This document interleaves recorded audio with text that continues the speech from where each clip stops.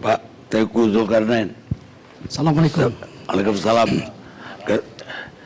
Dari Majelis Ulama Pusat Waksejen. Apa tanggapan MUI tadi? Katanya ada pernyataan MUI, saya belum sempat baca. Ya.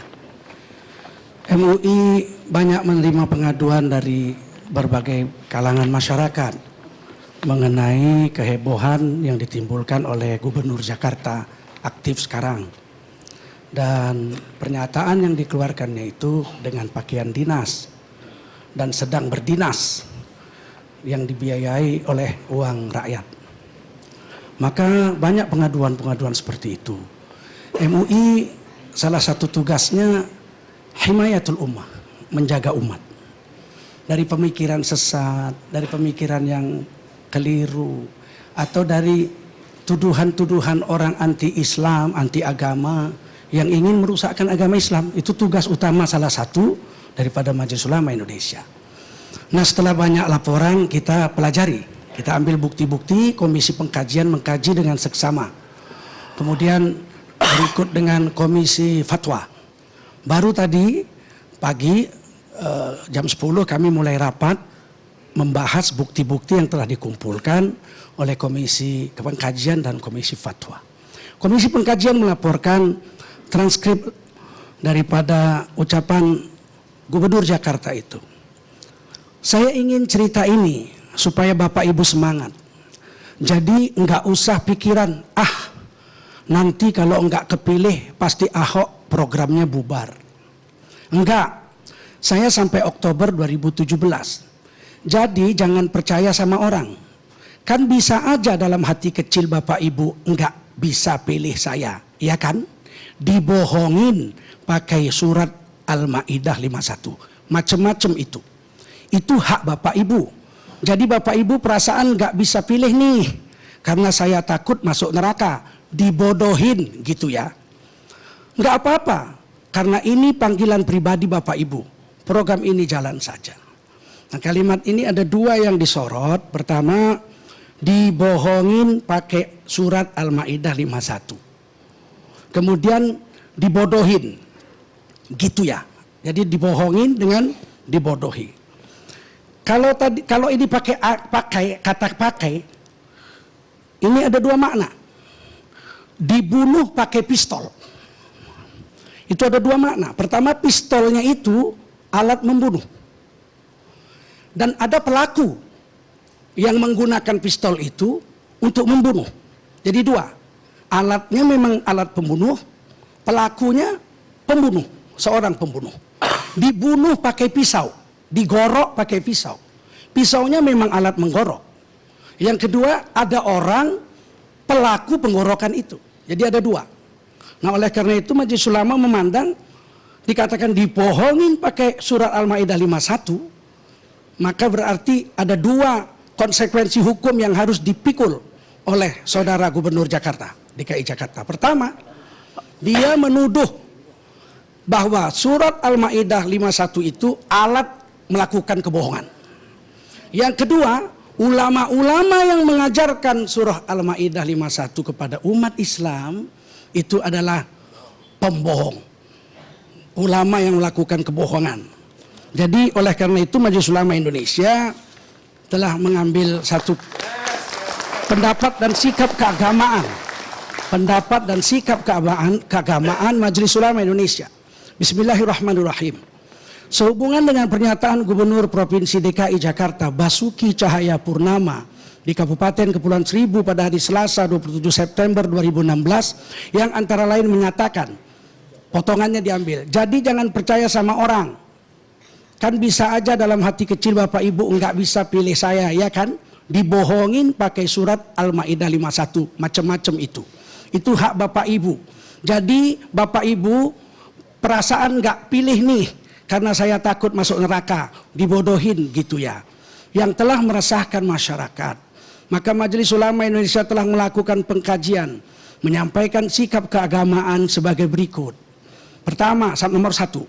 Al-Quran Surah Al-Maidah ayat 51 secara eksplisit berisi larangan menjadikan Yahudi dan Nasrani sebagai pemimpin.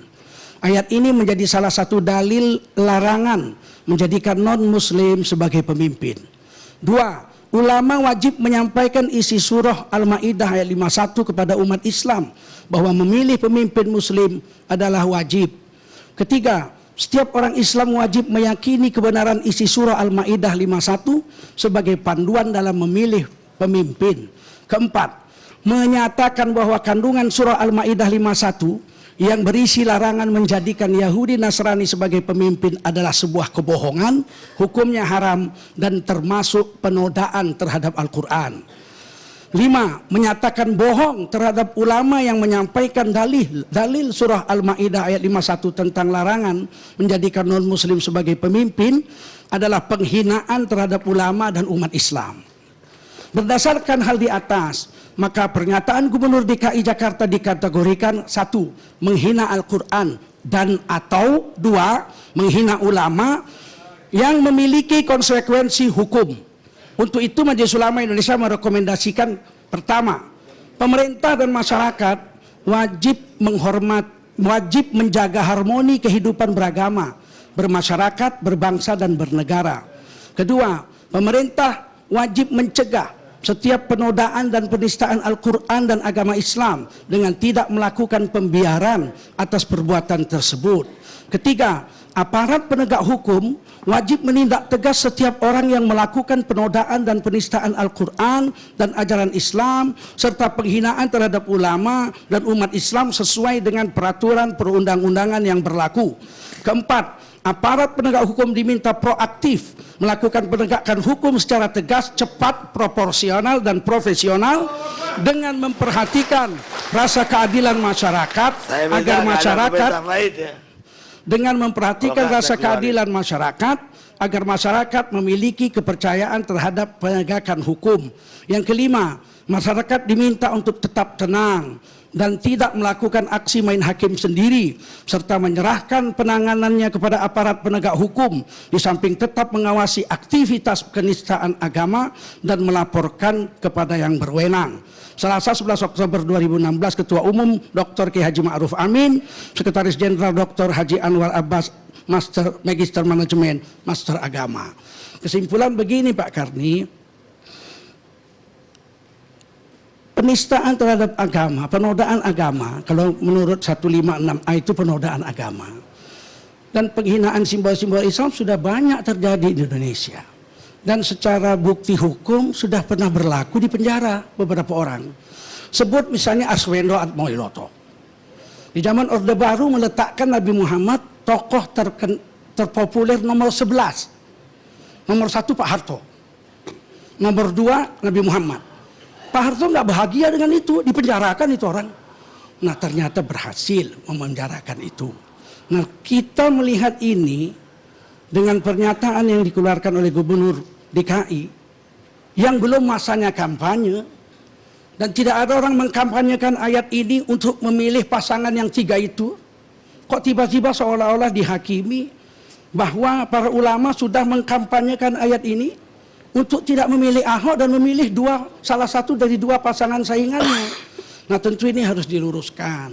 Mudah-mudahan pernyataan ini kita sudah kirim ke Bareskrim hari ini dan bisa ditindaklanjuti oleh Polri, dan semoga seluruh kaum muslimin dimanapun Anda berada, mari kita jaga kondusif kenegaraan kita agar tetap aman.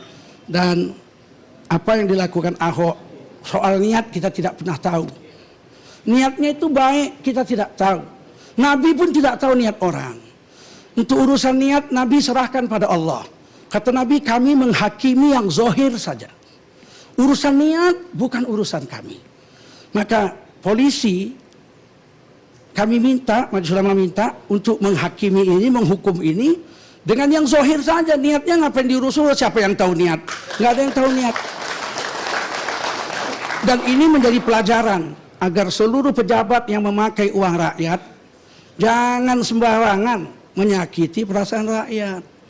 Saya sebagai orang yang mengajarkan tafsir, sedih sekali dibilang pembohong.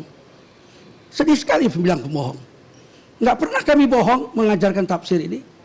Nah, oleh karena itu, kalau perasaan sedih pasti sedih.